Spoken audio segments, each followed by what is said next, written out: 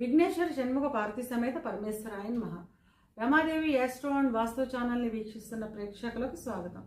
మార్చి మాసంలో గ్రహ సంచారం ఈ విధంగా ఉంది. కుంభంలో సంచరిస్తున్న రవి 16వ తేదీన మీనంలోకి ప్రవేశిస్తాడు. కుజుడు మిథునంలో సంచారం చేస్తున్నాడు. బుధుడు మీనంలో సంచారం చేస్తున్నాడు. గురువు వృషభంలో సంచారం చేస్తున్నాడు. కుంభంలో సంచరిస్తున్న శుక్రుడు 2వ తేదీన మీనంలోకి ప్రవేశిస్తాడు. గత 2.5 సంవత్సరాలుగా కుంభంలో సంచరిస్తున్న శని 29వ తేదీన మీనంలోకి ప్రవేశిస్తాడు. రాహు మీనంలోను, కేతు కన్యలోను సంచారం చేస్తున్నారు. ఈ గ్రహస్థితిని ఆధారంగా చేసుకొని సింహరాశి వారికి మార్చి మాస ఫలితాలు ఎలా ఉన్నాయో చిన్న చిన్న పరిహారాలు ఏం చేసుకోవాలో చూద్దాం. మఖ 1, 2, 3, 4 పాదాలు, పుబ్బ 1, 2, 3, 4 పాదాలు, ఉత్తర మొదటి పాదము కలిపి సింహరాశిలో ఉంటాయి. సింహరాశికి అధిపతి రవి. సింహరాశి వారికి ఈ మాసం చాలా అనుకూలంగా ఉంటుంది. కుటుంబ సభ్యులతో కలిసి పుణ్యక్షేత్ర దర్శనాలు చేస్తారు. ధన ఆదాయం అధికంగా ఉంటుంది. అంతకు మించిన ధన వ్యయం కూడా ఉంటుంది. ఈ మాసంలో చిన్న చిన్న అనారోగ్య సమస్యలు ఉంటాయి. ఉన్నప్పటికీ 2వ వారం తర్వాత ఆరోగ్యపరంగా చాలా ఆనందదాయకంగా ఉంటుంది. స్థిరాస్తులను కొనుగోలు చేస్తారు. ఇక విద్యార్థుల విషయానికి వస్తే విద్యార్థులకు ఈ మాసం చాలా అనుకూలంగా ఉంటుంది.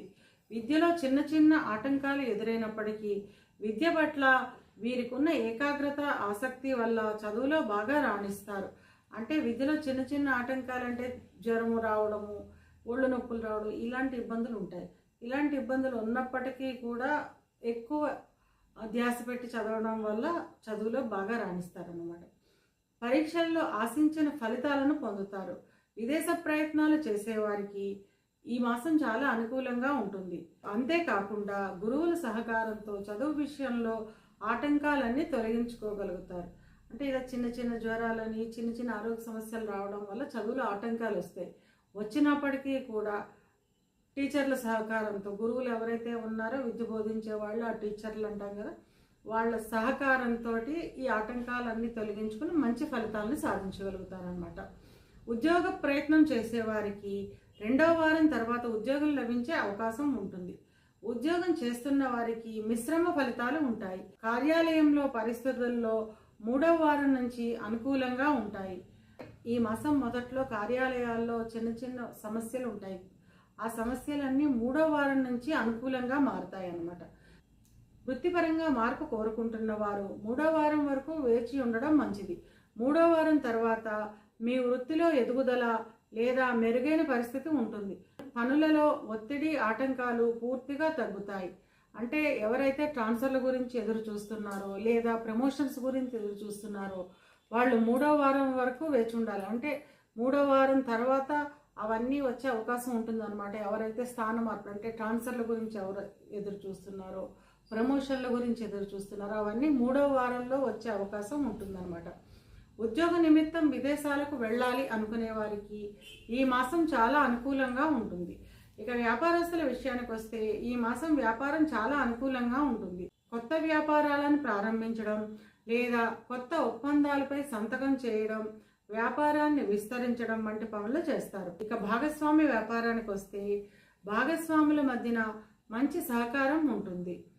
ఈ సమయంలో వ్యాపారంలో ఆర్థిక అభివృద్ధి బాగుంటుంది. పెట్టిన పెట్టుబడులపై మంచి రాబడి ఉంటుంది.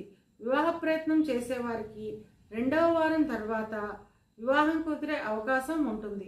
వివాహం అయిన వారు కుటుంబంతో కలిసి ఆనందంగా, ఆహ్లాదంగా గడుపుతారు. కుటుంబ సభ్యులతో కలిసి పుణ్యక్షేత్ర దర్శనాలు చేసుకుంటారు. మీ జీవిత భాగస్వామికి ఉద్యోగంలో అభివృద్ధి ఉంటుంది. అంటే మీ జీవిత భాగస్వామి ఉద్యోగం చేస్తూ ఉన్నట్టయితే కనుక ఆవిడికి అభివృద్ధి బాగుంటుంది. ఆవిడికి ప్రమోషన్ వచ్చే అవకాశం ఉంటుందన్నమాట. ఈ మాసం ఆర్థికంగా చాలా అనుకూలంగా ఉంటుంది. ఎప్పటి నుంచో ఉన్న చిన్న చిన్న అనారోగ్య సమస్యలు ఈ మాసం తగ్గుముఖం పడతాయి. ఇక సింహరాశి వారికి ఇక ముఖ్యంగా చెప్పేది, మార్చి 29వ తేదీన శనిగ్రహ స్థాన మార్పు ద్వారా వీరికి అష్టమ శని ప్రారంభం అవుతుంది.